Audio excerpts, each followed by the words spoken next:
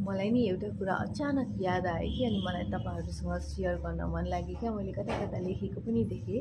सुन्नुहोस् न, मान्छेहरू नि मन्दिरमा मस्जिदमा होइन त्यस्तो ठाउँहरूमा पाप गर्न डराउँछ, कुनै पनि पाप गर्दैन, ढोगेर हिँड्छ छेउछाउसम्म पनि होइन, तर त्यो ठाउँदेखि बाहेक अरू ठाउँमा पाप गर्छ। तर यो कुरा किन थाहा छैन कि मन्दिर अनि मस्जिदमा मात्र होइन, पाप कहीँ पनि गर्नु हुँदैन, कतै पनि गर्नु हुँदैन। हर जग्गा भगवान हुनुहुन्छ, हर ठाउँमा भगवान हुनुहुन्छ। जहाँ मन्दिर मस्जिद छैन त्यहाँ पनि भगवान हुनुहुन्छ। किन किन थाहा छैन र अरू ठाउँमा चाहिँ पाप गर्छ। तपाईँ जुन ठाउँमा पनि पाप गर्नुहुन्छ नि त्यो ठाउँमा भगवान हुनुहुन्छ र भगवानले देखिरहनु भएको हुन्छ।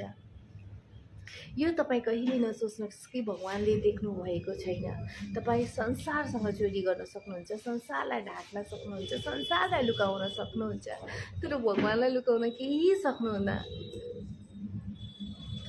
त्यसैले मन्दिर मस्जिद गुम्बामा मात्र होइन, कतै पनि पाप चाहिँ गर्नु हुँदैन।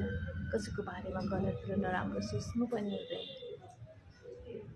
बुझ्नुभयो?